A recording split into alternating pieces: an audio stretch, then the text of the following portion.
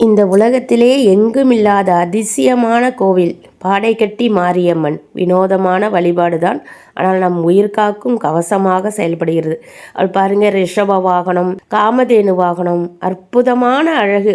பார்க்க பார்க்க பரவசமாக இருந்தது. இந்த கோயிலோட இன்னைக்கு அற்புதமான தரிசனத்தை, இந்த கோயிலோட வழிபாடையும், பக்தர்கள் இங்கே என்னெல்லாம் நேர்த்தி கடன் செலுத்துகிறாங்க அப்படிங்கிறதையும் நீங்கள் இந்த முழு வீடியோவில் பார்த்து தெரிஞ்சுக்கலாம். இன்று நம்ம நேரடியாக வலங்கைமான் சென்று இந்த தாயாரை வழிபட்டு அவர்களோட வீடியோ எடுத்திருக்கேன். இது ஆலங்குடி குரு பகவான் கோயிலேருந்து ஒரு 5 கிலோமீட்டர் தூரத்தில் தான் இருக்குது. இங்கே போனால் நீங்கள் குரு பகவானையும் பார்த்துட்டு வரலாம், இந்த தாயாரோட அற்புத சக்தியும் நீங்கள் பெற்றுட்டு வரலாம். அப்படி ஒரு அற்புதமான திருக்கோயில் பிள்ளைங்களா. இந்த கோயிலை உள்ளார போயிட்டு நம்ம முழுசையும் நம்ம பார்த்து தெரிஞ்சுக்குவோம். இவங்களுக்கு இந்த 9 நாள் திருவிழாவில் புஷ்பாஞ்சலி, இந்த மாதிரி புஷ்ப நிகழ்ச்சின்னு விதவிதமான அலங்காரங்கள்ல தாயார் நமக்கு காட்சி தராங்க. இந்த கோயிலோட முக்கியமான முதல் வேண்டுதலே பாடை கட்டி, நம்ம உயிரோட இருக்கக்குள்ளேயே நம்மளுக்கு பாடை கட்டி அதை தூக்கிட்டு போகிறதா முக்கியமான ஒரு நேர்த்தி கடனாக இருக்குது. கை கட்டு வாய்க்கட்டு போட்டு ஒரு பிணம் போலவே அவங்கள எடுத்துக்கிட்டு போகிறது ரொம்ப முக்கியம். எப்படின்னா, ரொம்ப அவங்க நோயால் பாதிக்கப்பட்டிருந்தாலோ வேறு தீவினைகளால் பாதிக்கப்பட்டிருந்தாலோ அப்படி ஒரு வழிபாடை வச்சு இந்த கோயிலில் ஒரு நேர்த்தி கடன், இது வேற எங்கும் காண முடியாத ஒரு கோயிலாக இருக்கிறது. இந்த கோயில் வாசலில் பார்த்தீங்கன்னா அர்ச்சனை கூட, பூக்கள், பொம்மை கடைகள், இப்படி எல்லா விதமான கடைகளும் உங்களுக்கு இருக்குது. நீங்கள் எல்லாமே அங்கே வாங்கிக்கலாம், மாலைகள் எல்லாம் வாங்கிக்கலாம். இது வாசல் கேட்டு. இதுக்கு உள்ளார துலாபாரம் வச்சுருக்காங்க பிள்ளைங்களா. நீங்கள் முக்கியமாக ஏதாவது வேண்டுதலை வச்சுக்கிட்டு உங்களை ஒரு பக்கம் வச்சுட்டு நீங்கள் உங்களோட காணிக்கல் காசாக வேணா இருக்கலாம், பழமாக வேணா இருக்கலாம், பூவாக வேணா இருக்கலாம், அதை இன்னொரு தராசில் வச்சு சரி சமமாக கொடுக்கறது தான் துலாபாரம் அப்படின்னு சொல்லுவாங்க. நீங்கள் எந்த விதமான வேண்டுதல் வைக்கிறீங்களோ அதுக்கு தகுந்த மாதிரி நீங்கள் அந்த பொருள்களை வச்சு துலாபாரமாக கொடுக்கலாம். இந்த கோயிலோட மண்டபத்தை பாருங்கள், விதவிதமான அம்மன் சிலைகள், மகாலட்சுமி தாயார் தான் உள்ளார நேராக இருக்குது.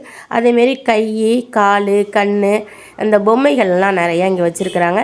இது நமக்கு எதுனாவது வேண்டுதலை வச்சுருந்தா அந்த பொம்மையை வாங்கி நம்ம கோயிலுக்கு காணிக்கையாக நம்ம கொடுக்கலாம். இதுவுமே உங்களுக்கு அங்கேயே மண்டபத்துக்குள்ளேயே எல்லாமே உங்களுக்கு கிடைக்கிது. பக்கத்துலேயே உங்களுக்கு பாத்ரூம் எல்லாமே இருக்குது. குளிச்சுட்டு ஈர துணியோடு செய்ய வேண்டிய ஒரு நேர்த்திக்கடன் அடுத்தது உங்களுக்கு காட்டுறேன். அந்த நேர்த்திக்கடன் வச்சும் நீங்கள் இங்கே வேண்டுதலை வச்சுக்கிட்டிங்கன்னா உங்களோட பிரார்த்தனைகள் எல்லாம் கண்டிப்பாக நிறைவேறும். அத்துணை சக்தி படைத்த மாரியம்மன். இவளும் சீதலாதேவி மாரியம்மன் தான்.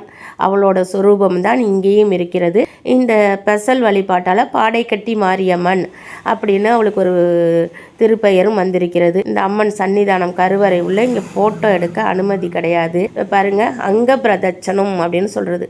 நம்ம ஈர துணியை கட்டிக்கிட்டு நம்ம உடல் முழுக்க அந்த மண்ணில் படுற மாதிரி நம்ம பிறண்டு அந்த அங்க பிரதட்சணம் செய்து வேண்டிக்கிட்டால் அந்த தாயார் நம்ம பிரார்த்தனைகளை கண்டிப்பாக நிறைவேற்றி வைப்பார்கள். இதுவும் இங்கு ஒரு முக்கியமான பிரார்த்தனை தான். அதேமாரி தலை விருட்சம் வேப்ப மரம் தான் ரொம்ப பழமையான மரமாக இருக்குது.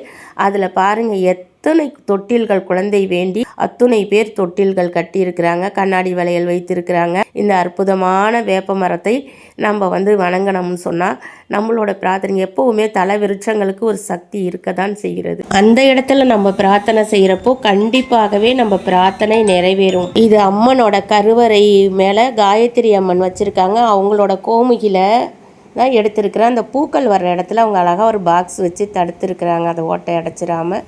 இங்கே நம்ம பொம்மை வழிபாடு குழந்தை வேண்டி வச்சுருக்குறாங்க. நம்ம மாவிளக்கு ஏற்றி அர்ச்சனை செய்து நம்மளும் இந்த தலைவிருச்சத்தை வழிபட்டோம். மாவிளக்கை நான் அந்த வேப்ப மரத்துக்கும் காட்டிட்டு, வேப்ப மரம் எப்போவுமே நமக்கு சக்தி உள்ளது தான். அதுவும் இந்த மாதிரி முக்கியமான கோயிலில் இருக்கக்கூடிய தலைவிருச்சங்கள்லாம் மிகுந்த சக்தி உடையதாக இருக்கும். அதனால் நான் தீபத்தை மாவிளக்கு தீபத்தை அந்த வேம்புக்கும் காட்டி வழிபட்டேன். இந்த குழந்தைகளுக்கு வேண்டி எவ்வளவோ பேர் தொட்டில் கட்டியிருக்காங்க.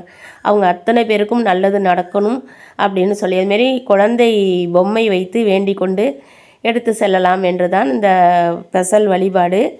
அழகான இந்த குழந்தை நம்ம வீட்லேயும் தவளணும் அப்படிங்கிறது ஒரு முக்கியமான வழிபாடு. இந்த இடத்துல எல்லாரோட பிரார்த்தனைகளும் நிறைவேறணும், எல்லாருக்கும் நல்லபடியாக குழந்தை பாக்கியம். இங்கே யாரெல்லாம் தொட்டி கட்டி வேண்டியிருக்காங்களோ அவங்க இல்லத்துலலாம் குழந்தை பாக்கியம் உண்டாகணும்னு மனப்பூர்வமாக இந்த தாயாரை வேண்டிக்கிட்டு நானும் அவங்களுக்கு மாவிளக்கு நெய் தீபம் காட்டினேன். அர்ச்சனை பண்ணி வழிபட்டுட்டு உங்கள் அனைவருக்குமா மனப்பூர்வமாக நான் வேண்டிட்டு இங்கே கட்டியிருக்க பிரார்த்தனை கட்டியிருக்க அத்தனை பேருக்கும் குழந்தை செல்வம் கிடைக்கட்டும்.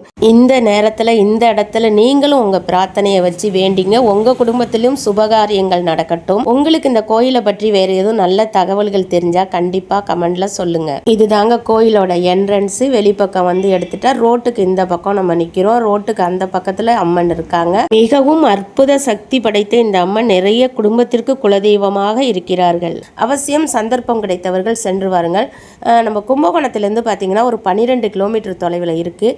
ஆலங்குடி குருஸ்தலத்திலேருந்து பார்த்தீங்கன்னா ஒரு 5 கிலோமீட்டர் தூரத்துக்குள்ளே தான் இருக்குது. குடவாசல் அப்படிங்கிற ஊர்லேருந்தும் நீங்கள் போகலாம். உங்களுக்கு எது ஈஸியாக இருக்குது அப்படிங்கிறத பார்த்துக்கிட்டு கண்டிப்பாக போயிட்டு வாங்க. அடுத்தது ஒரு நல்ல பதிவுடன் உங்களை சந்திக்கிறேன். நன்றி. நான் உங்கள் சக்தி உமா.